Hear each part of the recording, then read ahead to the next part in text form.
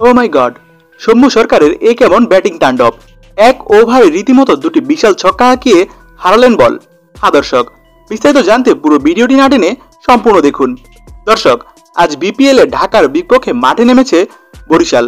আর আজকের ম্যাচে শুরু থেকেই ব্যাটিং তাণ্ডব চালিয়ে যাচ্ছে বরিশালের দুই খেলোয়াড় মাহমুদুল্লাহ রিয়াদ এবং সৌম্য সরকার।